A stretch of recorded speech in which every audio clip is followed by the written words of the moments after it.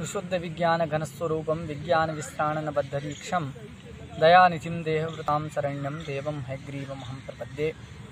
नमस्कार मित्रों, मैं अमितोपाध्याय काशी हिंदू विश्वविद्यालय कला संकाय संस्कृत विभाग MA का छात्र हूँ।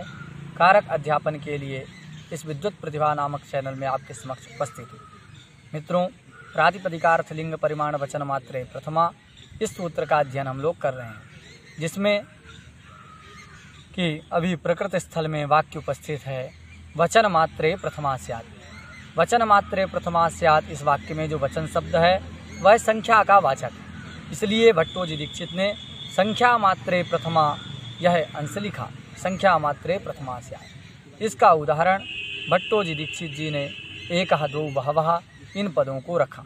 यहाँ एक शब्द है, उस एक शब्द से वचन मात्रे प्रथमा इस अंश के द्वारा प्रथमा आकर के ऋतु विसर्ग करके एकः शब्द की निष्पत्ति है। उसी प्रकार द्विप्रातिपदिक है, उस द्विप्रातिपदिक से भी संख्या मात्र में प्रथमा विभक्ति हुई और औ प्रत्यय आकर के द्वौ रूप निष्पन्न हुआ, तथा बहु शब्द से जस प्रत्यय की उत्पत्ति वचन मात्रे प्रथमा इस अंश के द्वारा होकर के बहवः इस प्रयोग की सिद्धि हुई। मित्रों, अब आपके मन में प्रश्न होगा कि एका दो बहवः इन पदों का साधुत्व तो प्रकारांतर से हो जाएगा, पुनः वचनक ग्रहण करने की क्या जरूरत है? वह प्रकार क्या होगा?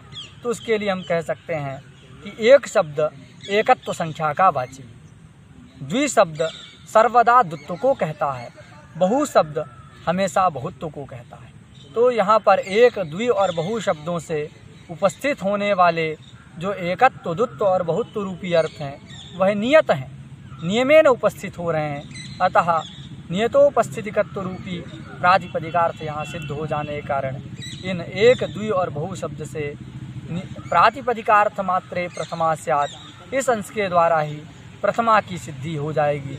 पुनः एक, द्वि, बहु प्रातिपदिक से प्रथमा विधान करने के लिए वचनक ग्रहण करने की क्या ज़रूरत? तो उसके लिए हम कहेंगे कि नहीं, यहाँ पर प्रातिपदिकार्थ मात्रे प्रथमा स्यात् इस अंश के द्वारा प्रथमा विभक्ति नहीं हो पाएगी। क्यों? क्योंकि जो प्रथमा आएगी वह एकत्व को ही कहेगी। अब यहाँ पर एक शब्द ही एकत्व संख्या को कहता है, उसी एकत्व संख्या को कहने के लिए पुनः एक वचन संज्ञक सुप्रत्यय नहीं आ सकता। द्वि शब्द द्वित्व का वाची है और उसी द्वि शब्द से द्वित्व संख्या को कहने के लिए औ प्रत्यय की उत्पत्ति नहीं हो सकती, और बहु शब्द से भी बहुत्व अर्थ का प्रतिपादन करने के लिए जस प्रत्यय उत्पन्न नहीं होगा। क्यों? क्योंकि नियम है उक्तार्थानाम अप्रयोगः।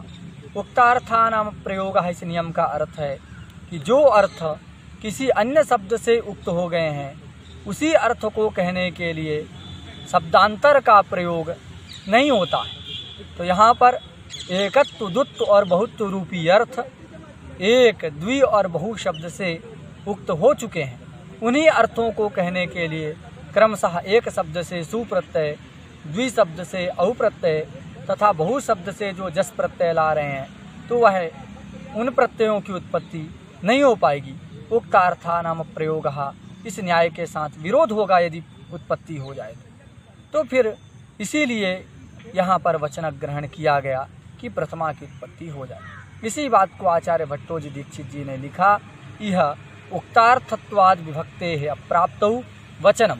यहाँ पर एक, द्वि और बहु प्रातिपदिक से ही एकत्व, द्वित्व और बहुत्व रूपी अर्थ के उक्त हो जाने के कारण उक्तार्थानाम प्रयोग इस नियम के अनुसार प्रथमा विभक्ति प्रातिपदिकार्थ मात्रे प्रथमा इस अंश के द्वारा अप्राप्त थी।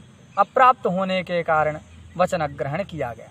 वचनक ग्रहण सामर्थ्य से पुनः एक, द्वि और बहु शब्द से प्रथमा की सिद्धि हो जाएगी। अब प्रश्न होगा कि वचनक ग्रहण में ऐसा कौन सा सामर्थ्य है जिसके कारण एक शब्द से सुप्रत्यय आ जाएगा, द्वि शब्द से पुनः उसी द्वित्व रूपी अर्थ को कहने के लिए औ प्रत्यय आ जाएगा, बहु शब्द से बहुत्व को कहने के लिए जस प्रत्यय आ जाएगा। ऐसा क्या सामर्थ्य वचन शब्द में है? उसके लिए कहेंगे कि यह जो वचनक ग्रहण किया गया वह वचनक ग्रहण ही व्यर्थ हो करके उक्तार्थानाम प्रयोग इस न्याय की अनित्यता का सूचन करेगा। कि यह न्याय अनित्य है। अनित्य है तो अनित्य का तात्पर्य होता है इष्ट स्थले प्रवृत्ति ही, अनिष्ट स्थले अप्रवृत्ति ही। प्रकृति स्थल में यदि यह न्याय लग जाए तो अनिष्ट होने लगेगा। एक शब्द से सु प्रत्यय नहीं आ पाएगा, द्वि से औ नहीं आएगा तथा बहु से जस नहीं आ पाएगा। तो ये अनिष्ट स्थल है यदि न्याय की प्रवृत्ति हो जाए। ये इसीलिए यहाँ पर न्याय नहीं लगेगा, क्योंकि अनित्य का तात्पर्य होता है इष्ट स्थले प्रवृत्ति ही, अनिष्ट स्थले अप्रवृत्ति। इष्ट स्थल में लगना और जो अनिष्ट स्थल है वहाँ ना लगना ही अनित्य का तात्पर्य है। यहाँ लगेगा तो अनिष्ट होगा, इसलिए अनिष्ट होने के कारण यहाँ प्रवृत्ति नहीं हो पाएगी। तो अनित्यता का सूचन वचन ग्रहण ने किया। एक बात, तथा यही वचन ग्रहण द्विर्बद्धम सुबद्धम भवति, इस न्याय को भी ज्ञापित किया, जिससे द्विर्बद्धम सुबद्धम भवति इस न्याय के अनुसार उसी द्वित्व को कहने के लिए सुप्रत्यय औ प्रत्यय आ जाएगा, एकत्व को कहने के लिए सुप्रत्यय आ जाएगा, जिससे दृढ़ता होगी। एक एकत्व रूपी अर्थ दृढ़ पूर्वक प्रतीत होगा, जिससे एक दो बहवाही प्रयोगों की सिद्धि वचन ग्रहण सामर्थ्य से हो जाती है। इस प्रकार सूत्र का हम लोगों ने सामान्यतः जो कौमुदी की रीति से अर्थ निकलता है तथा उसके उदाहरण इत्यादि को अध्ययन किया। इसका विशेष विवेचन मनोरमा और शेखर आदि ग्रंथों में आप लोग कर सकते हैं। मित्रों, आगे के सूत्रों को हम अगले वीडियो में पढ़ेंगे।